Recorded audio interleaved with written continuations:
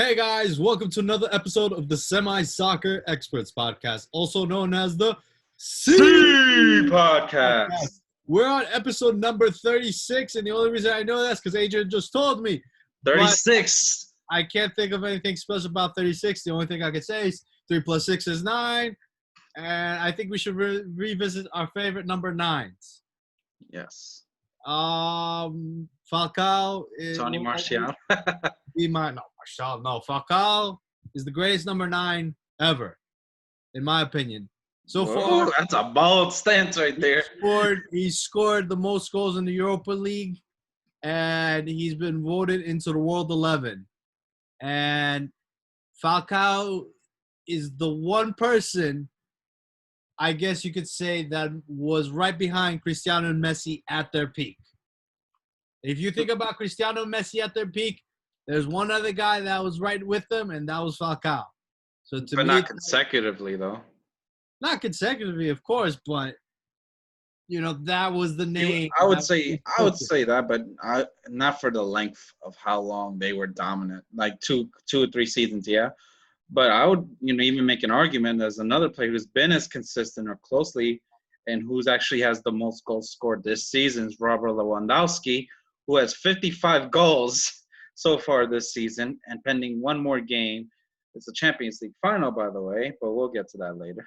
I think Lewandowski is definitely a number 9 that you would have to bring into that conversation. I think in the beginning of his reign, he was a great striker. He wasn't legendary, but I think this season definitely you have to start talking about him in a legendary status. If the sucks is there's no Ballon d'Or this year, because if not, it would have been his 100%. Well, we could always debate that every day, but he has a good case for it this season. Absolutely. And he didn't wear number 9, but I think Drogba, when I think of a striker, I think of Drogba. That's someone that comes to my mind. But we're kind of talking about the Europa League because we mentioned Falcao. He won the Europa League with Porto, won it with Atletico Madrid. Let's talk about the current Europa League. Yeah, so we're recording this August 20th on a Thursday night. So tomorrow we actually have the Europa League final, which is between Inter Milan and Sevilla.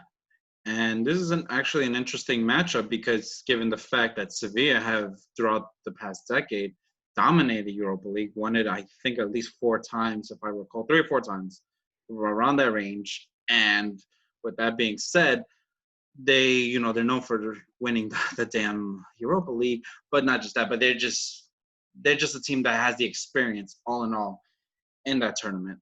And you have Inter Milan, who, as much as it pains me to say, they do have former United players in there. They've been very dominant in this tournament as well, and they've shown pretty much when they went against Shakhtar as to why they deserve to be in the final, because the way Conte has really revitalized the team, put it, have everyone fight for him, and go do what they have to do, pretty much put a performance in for every game, especially the last couple of games they've been doing in Europa League and in Serie A. They've been very impressive. So I do give them that, and they do deserve to be in the final, and it does look like a final. Personally, me, for selfish reasons, I wanted Manchester United, my team, to face them in the final, because what could have been a monster final. You talk about Inter Milan and Manchester United for Europa League final, that's a Champions League final, to be honest. But hey, can't always get what you wish for. I'm very excited. I'm very happy to see my team after 10 years make it to a European final to challenge again for a serious trophy. But let's talk about Sevilla real quick. Yes, they have when it comes to this tournament, they are the reigning, not the reigning champions, but they have the most wins. So within within a 10-year span between 2006 and 2016, they won it 5 times: 06, 07, 14, 15, and 16. That's 3 years in a row. So Sevilla is the reigning dominant force in this league. They haven't won in the last 4 years. Inter Milan has won the competition 3 times, and what I see here is 91, 94, 98. 98 being the most recent, and when they had the legendary O Fenomeno Ronaldo. So it's going to be a great matchup.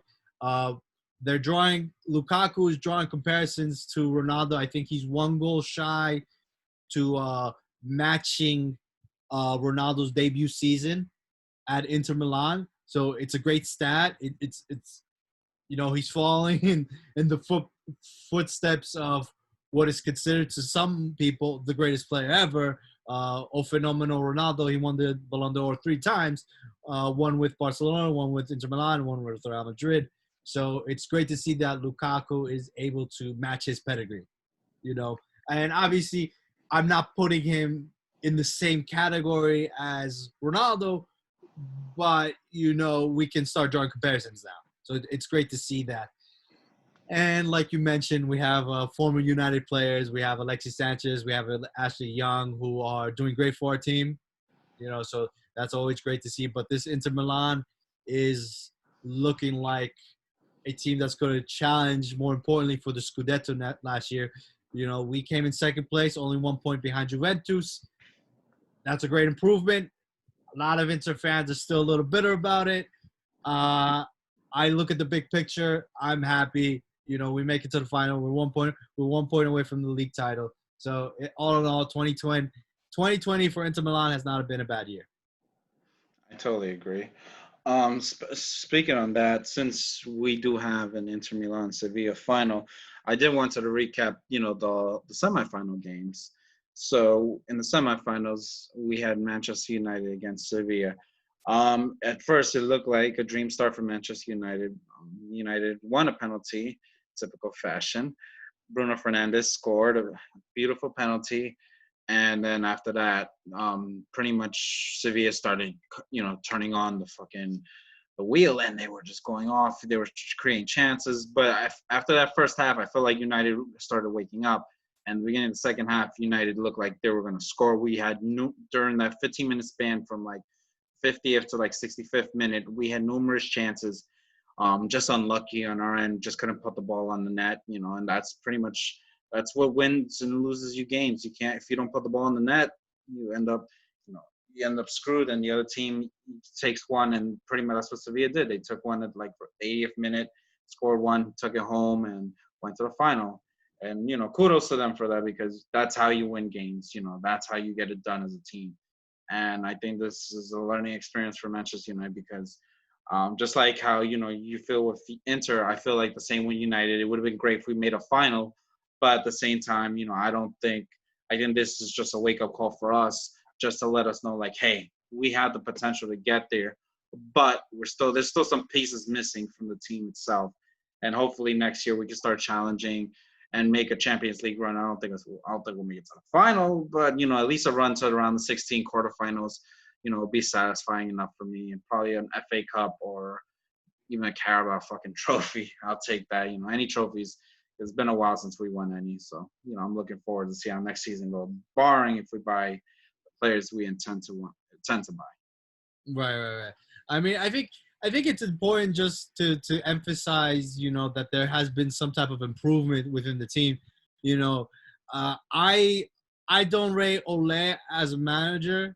I don't think he's a good manager. But at the end of the day, they've made improvements onto the team.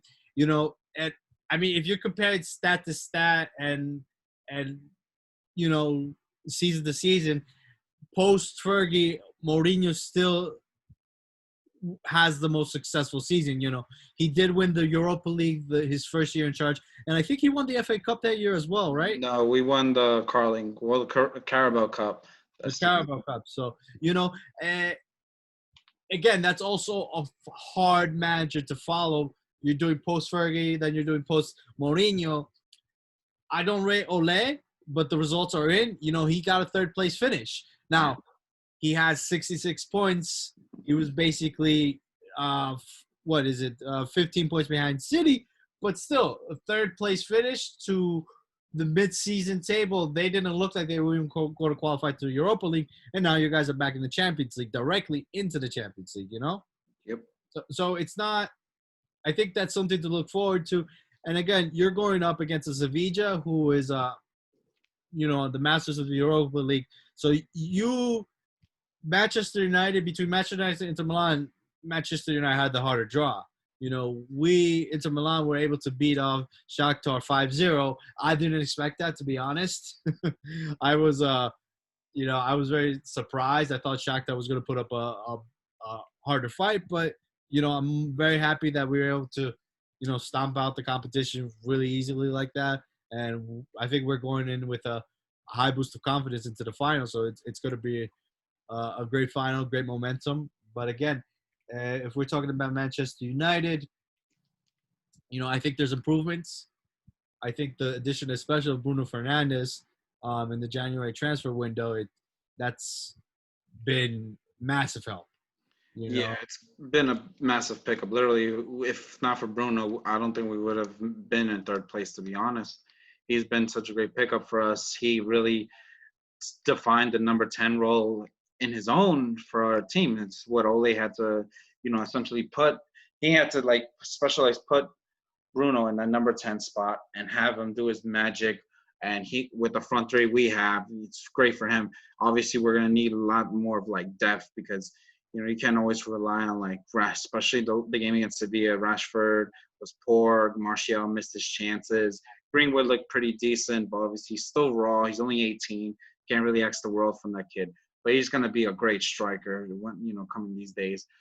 And I think with that, hopefully United do pick up another forward, Sancho, who will obviously give us, that breathing room and actually make us a contender to hey, we can do this. Hey, we have the personnel, we have the players to back up. There's always transfer rumors going on. So I don't believe anything until it's finalized on Manchester's Twitter, until who they sign, and that's all. But, I'm satisfied with my team. And we'll just see where it goes from here. Regardless, for the final, I know obviously you're going to go for Inter Milan. But if you're non-biased, how do you think the final score will be? If I'm non-biased, well, here, the issue, it's really hard because I haven't really watched Sevilla play. Based on the way Inter Milan plays, Sevilla is very compact. From what I saw them play against Manchester United, not as defensive, but they're good in the midfield. Banega rules that midfield, so he dictates on what to do, and they have pretty good forwards. But they play as a team, and they try to I feel like they're one of those pain in the asses team that you hate to play against, like a Wolves. That's why when they faced against Wolves, it was so back and forth against each other because I feel like they have almost the same playing style. They're just a pain in the ass that you can't dominate or beat. You just got to make sure you score goals, and that's it. I mean, if you're telling me they're compact, I think we're going to be Inter Milan's going to be okay because we primarily play out towards the wing. So that's actually good to know. So, I think a fair scoreline would be something like a 2-1, a 2-0. I don't think Sevilla's going to give up that easily. Is going to give in. Yeah. It's going to be a close game, but I think it's going to be an exciting game. I think Conte, based on what I saw Inter Milan play against Barcelona in the Champions League, Inter Milan plays fast counter-attacking football. They're going to get the ball up to Lukaku, up to Lautaro Martinez as quickly as possible. And if Sevilla is just a team that's going to hold, like the Spanish team that's going to hold on to the ball, again, that's fine because I think we have a competent back line. But if they play through the center, I think they're not going to be strong on the wings. So, it's going to be a good game for Inter. I think Inter's going to come up on top.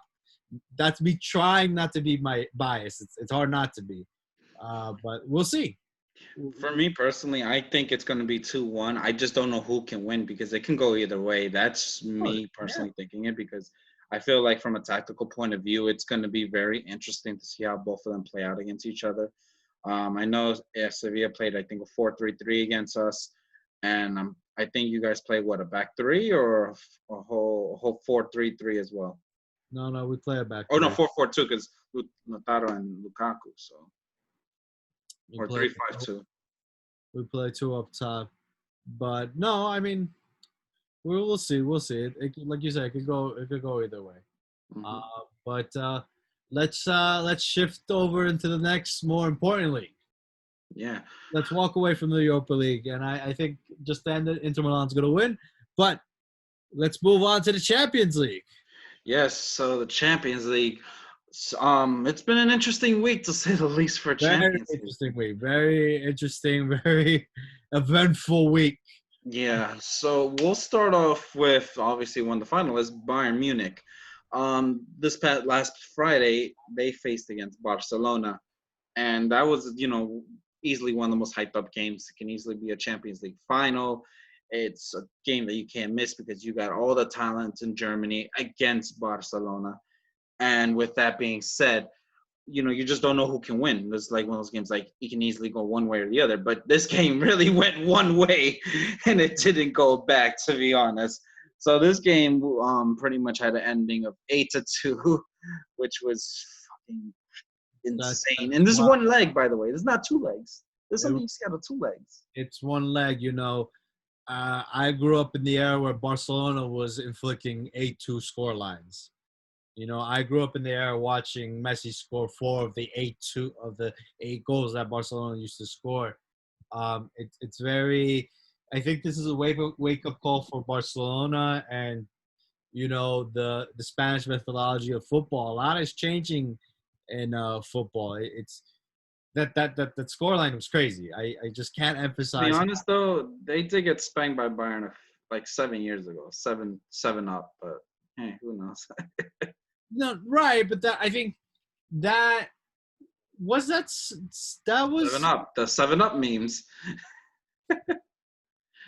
But yeah, that did happen a few years. But Bayern's always that team. Like they can be very, and that's the thing. They're so tricky. Like they're one of the teams in Germany that can either dominate you, make you feel like shit, humiliate you, but at the same time they can be beaten. Like that being said, like they beat Barcelona 7-0, and then I don't know if it was the same champion. No, it was a year before. But the year before they lost to Chelsea in penalties. And this was a Chelsea that was like in 6th place. Right, So but that's why I feel like Bayern at times could be a Jekyll and Hyde. right. I mean, I remember the 7-up, but that was over 2 legs. Yeah, I know, but still, you get shut out by them. 2 legs, not scoring a single goal. And this is Barca like right off their peak, though. This was off their peak. I'm trying to figure out what year was that. I remember that now. It was the year they won the Champions League, I believe. The Bayern? Yeah, I think that's the year they went against Dortmund. No, I don't think so. I could double check. No. I'm like 95% sure. But with that being said, so since like I said, Bayern are like a Jekyll and Hyde. It's crazy because I didn't expect that scoreline. When I was obviously looking forward to the game, I was thinking like, it could be like 3-2, 4-2, or even 2-1. Because these are games that are very unpredictable. And I knew Barca obviously didn't have a strong defense or a back line, so I figured that Bayern was going to take advantage of that, and boy, they sure did.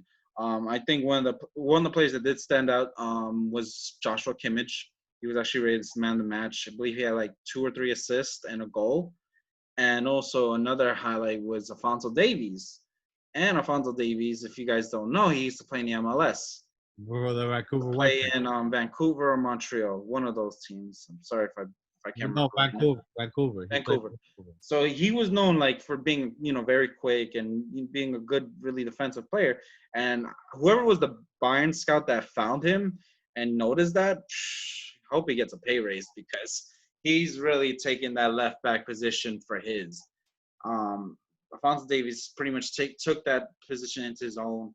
He's being out Theo Hernandez, who they recently bought for I believe 60 million euros, and he's untouchable. He's been starting almost every game for them. He's been like the main player for them. And I think it's a good shout because it shows that players can be brought from MLS and can be brought up very well. It just depends on the development and the way they conduct themselves and the way they play. So congratulations to Alphonso Davies. I'm pretty sure he's on a high right now, and he's going to play in the Champions League final. So shout out to him. No, 100% for sure. I mean, I don't want to say. I think there's an issue going on, because of the success of Alphonso Davies, and don't forget Tyler Adams. Yeah. There's this high. The MLS has this high that we can now produce players of the highest caliber. Now, I kind of want to play devil's advocate and check that because Alphonso Davies. First of all, Alphonso Davies is originally from Ghana, and he plays for Canada. So I think that has more to do with the Canadian system. Yeah, Vancouver Whitecaps is an MLS team, but I think that has more to do with the Canadian culture because I think Canada just produces elite athletes. If you think of elite athletes, first of all, you have to think of all the hockey teams that they have, but then you think of someone like Steve Nash. Then you look at Tyler Adams. Tyler Adams debuted at the Red Bulls like he was. I don't want to take anything away from Tyler Adams, but I think his success is due more to himself than to the Red Bulls. Because Tyler Adams was playing for the Red Bulls at 16. He was playing for the first team at 16 years old. He's a homegrown academy. Right, he's homegrown academy, baby. But how many homegrown academy players do you have? Not many. that aren't really debuting for the first team. Tyler Adams was debuting at 16 years old. I think that's more of him either, being a great athlete or just him in general working hard. I don't want to yet say that MLS has the ability to produce Champions League quality players. I'm personally going to stay away from that. I think the MLS has enough good players to produce the Central Europe. And then, you look at Christian Pulitz's. His development was in Germany, not in the MLS. But I think there's a lot of MLS people that are saying, "Oh, Christian Pulisic is also an American." Yeah, he's an American, but he's not a product of the American system. No, he grew up in Europe pretty much. Well, he was developed in Europe. He was definitely developed in Europe, and you also have to look. Tyler Adams is young. Alphonso Davies is young. Alphonso Davies is not even 20 yet. Tyler Adams just turned 21, and he went away last year? Yeah, sadly last year. That's when the Red Bulls started crumbling. Right. So they're still in that development phase. Yeah. Tyler Adams is 21 years old. So they're still in that development phase. I personally don't want to give credit to the MLS just yet. Now, if you see a 25-year-old, 26-year-old jump from MLS to a Champions League team, then I'd be like, all right, MLS is producing Champions League quality players. I mean, the only player you can really say that about is Landon Donovan, who ended up playing at Everton and Bayern Munich, and I don't even think he even played in a Champions League match. No, he didn't. Another argument would be Clint Dempsey because he did play in a Europa League final with Fulham.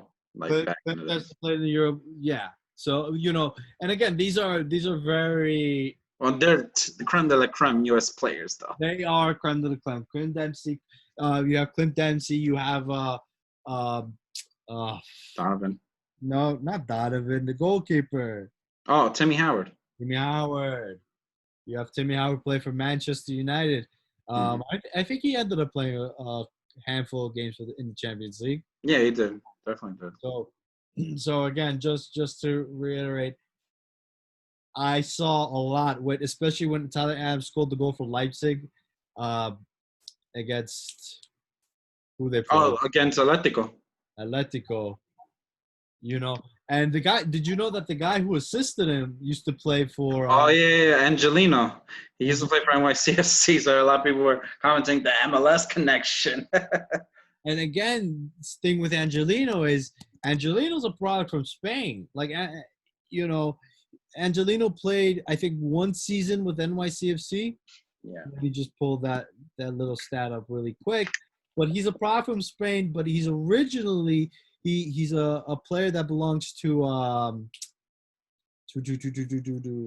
sorry. I would say he sounds like a Madrid player. No, he belongs to Manchester United. Yeah, he sounds like a Madrid player. But Angelino belongs to Manchester United. No, this isn't it. I'm gonna say it's definitely not him. But with that being said, he that was a quality game, and that was another upset that I was gonna get into as well. Atletico against RB Leipzig. Nobody expected Leipzig to even win the game like, especially with Warner out, because he was their top striker, and they recently shipped him out to Chelsea, and therefore he could not play for them anymore. And it was a close game. Atletico was just playing very Atletico-ish. It was like 1-1, and then it would look like it was going to go to extra time, and literally almost at the last couple minutes, Tyler Adams got a beauty. It was deflected, but he shot the goal, game-winning goal to win the game for Red Bull Leipzig. And the crazy thing is that even though and then they they played against PSG the next game, and he was benched. The guy that won you the game, he was benched. I don't get that, but I felt like he made an impact when he came into the game. He did play against PSG, but it was that game was just PSG written all over. Neymar and Mbappe was just running around, and Di Maria was just orchestrating. He was pulling the strings for them, Right. And they pretty much won that game fairly easily. I think Leipzig was just overwhelmed with PSG's attack, and that's why the score ended up being the way it is. I mean, yeah, no, right. PSG just had the caliber players to beat Leipzig, but a big shout out to also you got to think of Red Bull Leipzig as they're a great team with a great manager in Julio Nagelsmann. I can't pronounce his name. I'm sorry, but they have a great manager. I think it came down to the experience. You have on PSG, you have a player like Neymar, who's won a Champions League final. You have Di Maria, who also won it. Yeah, he won in 2014. Yes. Yeah. For Madrid, he's Madrid. Pretty much the MVP for that team. You have Mbappe, who's won the World Cup. And you have a host of other players in PSG with experience. I think at the end of the day, it came down to the experience of PSG that beat Leipzig. Yeah. But give credit to give credit to Leipzig and their manager Julian, who this Red Bull team is a relatively young team in Germany. I think no more than 10 years old, that started in the 6th division and moved their way up. They started 11 years ago. They started in the 6th division of the German football pyramid and worked their way up to a Champions League semifinal. So it is an impressive feat. And progress, literally in 10 years. I think whoever envisioned would have never thought like, hey, we're going to make Champions League semifinal 10 years from now. So the case of Red Bull Leipzig and the case of PSG. Adrian, you sent me a great tweet about an Irish pundit, and I want to give him credit. I don't know his name, but this is in my opinion. We'll definitely share it on our Twitter page for all you guys to see. For sure. And he brings up a great point. Unfortunately, the success of Leipzig and the success of PSG is, in his words, not good for football, because it just shows that there is an ability to buy the wins. There is an ability to fabricate the team to win you the trophies. And it's not great for football, and especially the way that the European model has always worked, where you have the promotion relegation. You have to develop your youth academy to produce the high-quality players. You have to do a lot of groundwork. You can't just, shell out money and buy a team. At the end of the day, Red Bull Leipzig is really just a sponsorship for an energy drink. Yeah. And I don't want to take away from the work of Julian Nagelsmann. I cannot say his name, and the players. But there is a line that has to be drawn to say, hey, was this produced naturally or was this bought? Mind you, the manager's only 33 years old, so either I think he's a wizard when it comes to management. Like, he's a brilliant man. And the players, they're all young, but they're great players. So, again, it's like drawing the line. Where is it the actual football, or where is it bought? And the same goes for PSG. It took them a while, but how much money have they spent to get into the Champions League? Billions, to say the least. $1 billion, right. And you look at a team like Real Madrid and Barcelona, they also, you cannot when we're having this conversation, we also have to mention them. Even though in the beginning of their history, they weren't really like that. Mhm. But in the modern football world, they shell out the money. Even Inter Milan, we're fortunate enough to have a very established and well financed owner. They had to buy Conte. They had to pay him a lucrative contract. He's one of the best guys in the business. I'm sure Lukaku's contract isn't cheap. Martinez isn't cheap. Alexis Sanchez isn't cheap. Those are things that have to now. Wages aren't cheap at all. No one's cheap, right? And now, and this is me being biased, but you look at the team at AC Milan, who's been going down the drain because of their finances. Look how bad they're performing. And your club as well. Your club is known to Manchester United to try and buy expensive players, and especially British teams. It's not a secret to say that once a British team is interested in a player, the price tag goes way up. Yeah. You know? And the funny thing, it's even funnier if it's specifically a British player himself. Like, they overplay, like, given the case, like, Harry Maguire is definitely not worth 80, 90 mil, the amount paid for him. Is he now he's the most expensive defender ever? Yeah, as sad as it is to say. Given, he's been, I won't knock him that much. He's been great for us, played literally every minute for the team. But at the same time, I just don't think the amount of money we spent for him, the return on investment has not been there, to be honest.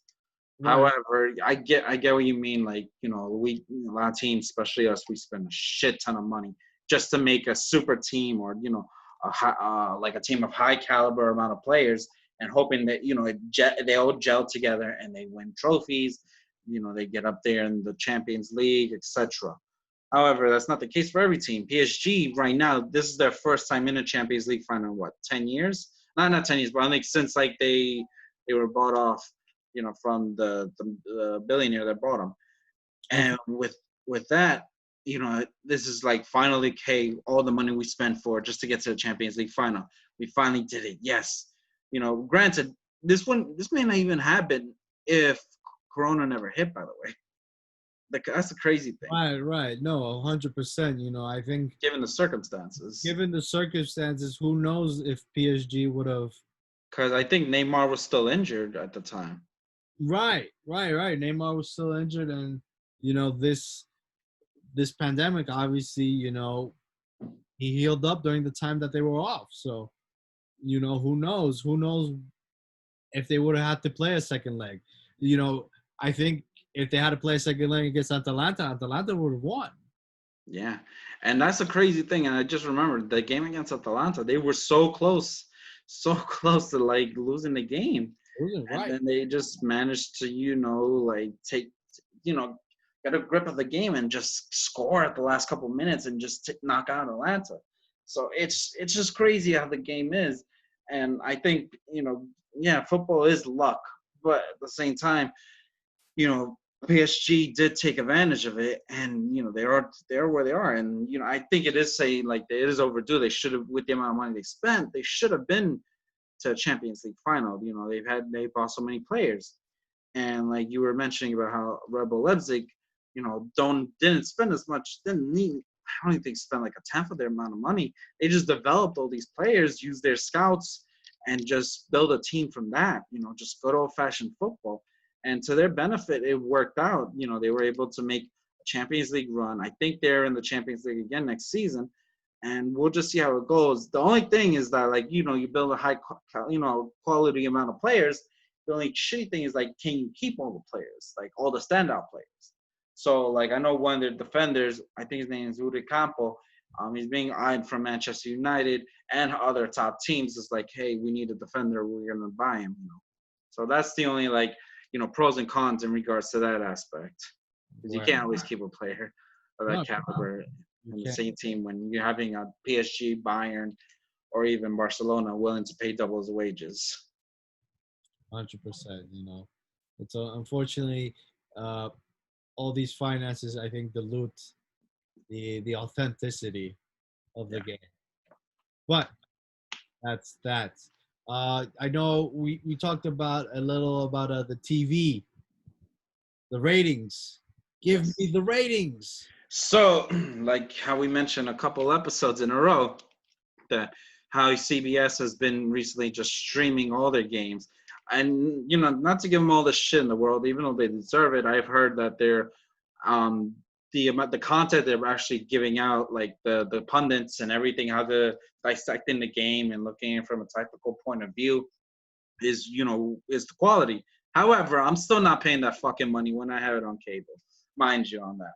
So with that, Univision, as I mentioned last episode, they had Bayern against Barcelona. That was on a Friday afternoon, 3 o'clock. That game managed to get 1.3 million viewers. Mind you, there was no viewers on CBS because the only alternative, if you had cable, was Univision. So, but still, that's still a high number for Univision. That's actually a record for most views in a Champions League quarterfinal.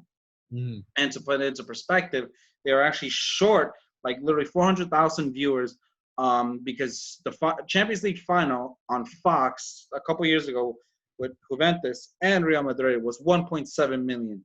Just to put that into reality, it's like, wow, Univision did that. And I told you in the last episode, like Univision's gonna get a monster rating from this because you put two powerhouses in a game like this Friday afternoon, you're gonna get a good rating. And you're the only alternative out there in cable. They took advantage, and I guarantee if CBS even managed to do it, they probably would have got a million viewers. They would have easily got a million viewers. But like I said, they wanted to put fucking reruns of Judge Judy and that douchebag Dr. Phil. They the CBS put actually a very cool promo. I don't know if you saw it, but it was a really nice promo for the Champions League.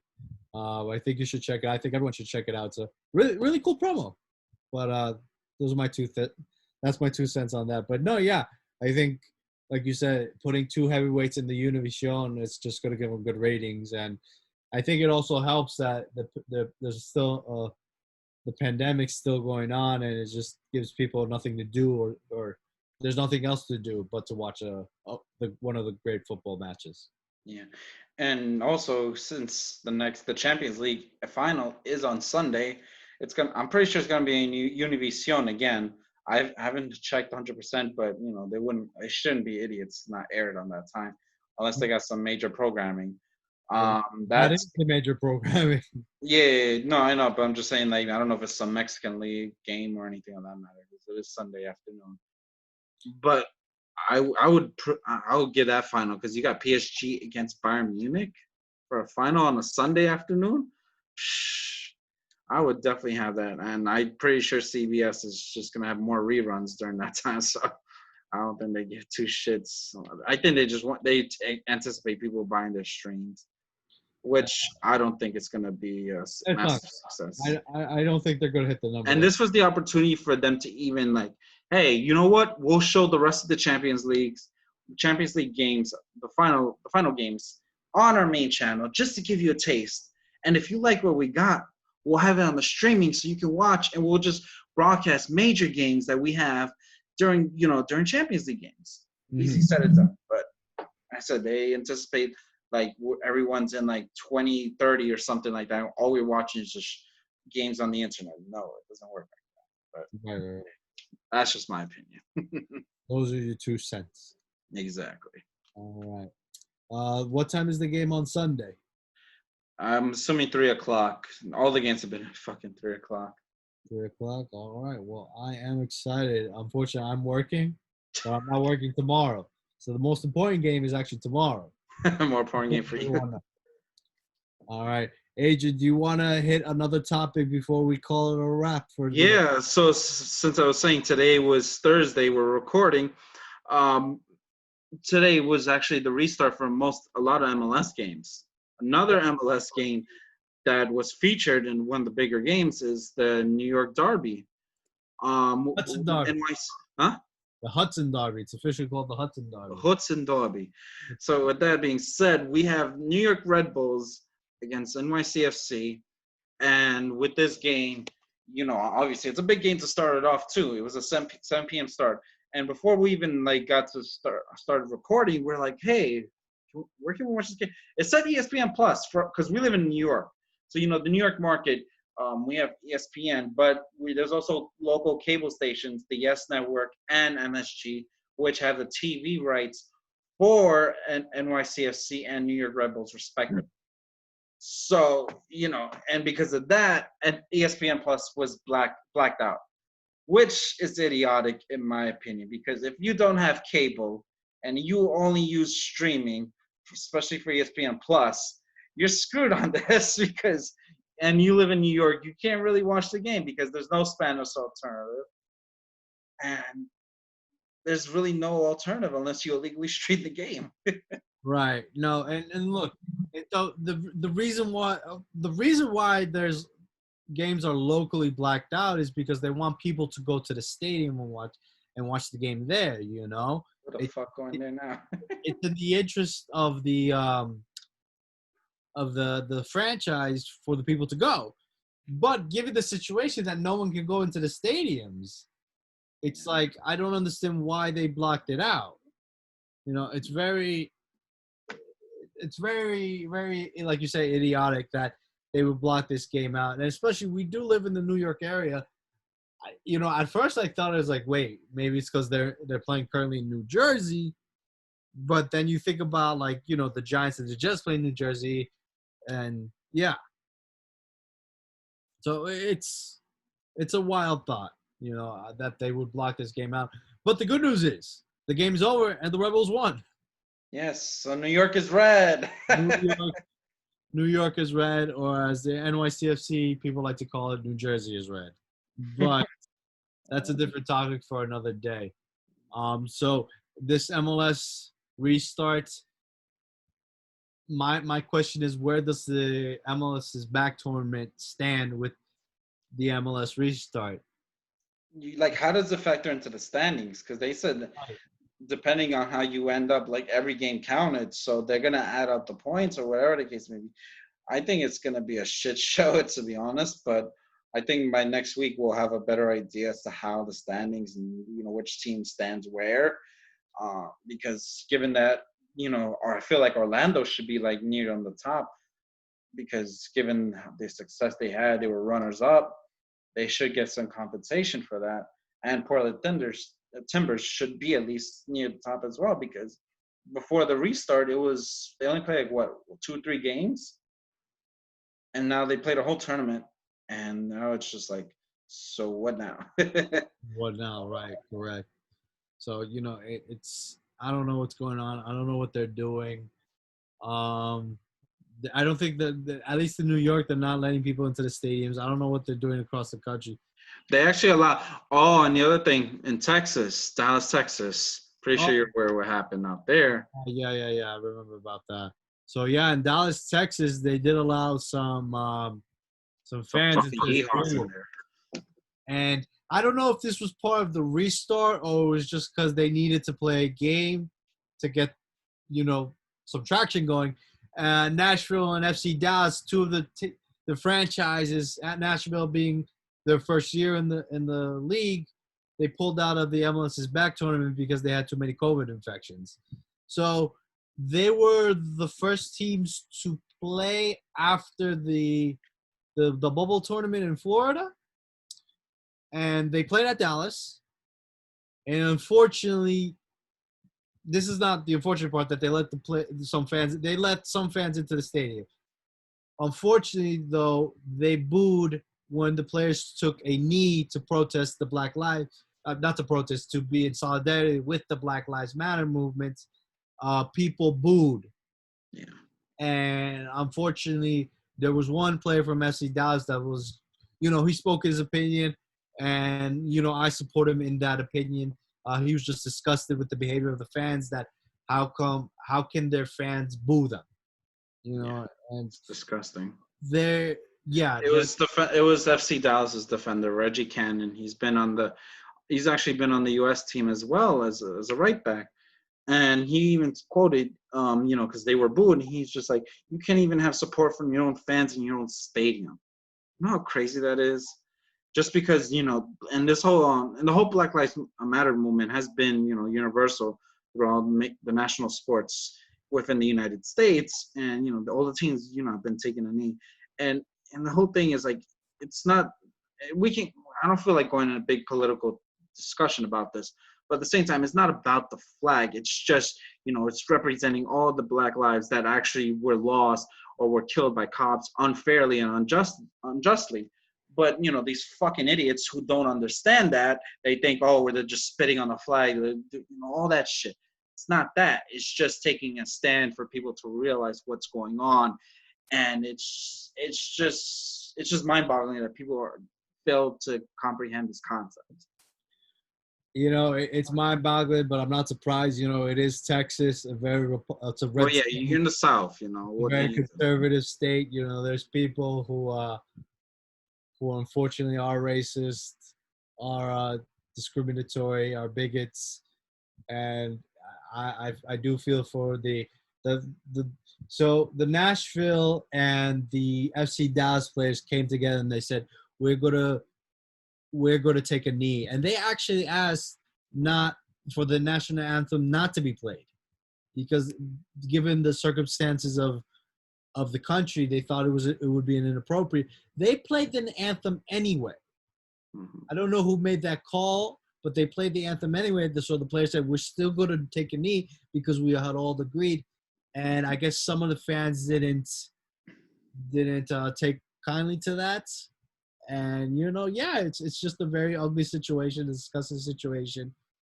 And, I think those fans, though, were singled out and I think are banned for life.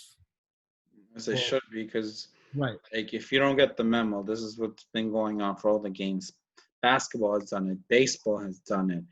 I don't even know if hockey has done it, to be honest. NASCAR has done it, But, with that, it's just crazy that you don't think the player's going to, take a knee. Right. No. You're talking about soccer. It's like it's a global game. You got people of all different nations playing in this sport. It's not just predominantly white, because you got Europeans, you got Africans, you got people from Asia, you got people from Latin America, all over. It's the world's game. That's the whole point. Absolutely right. No, it's the world's game. It's a very diverse game. Exactly. It's very hard to be a racist in football.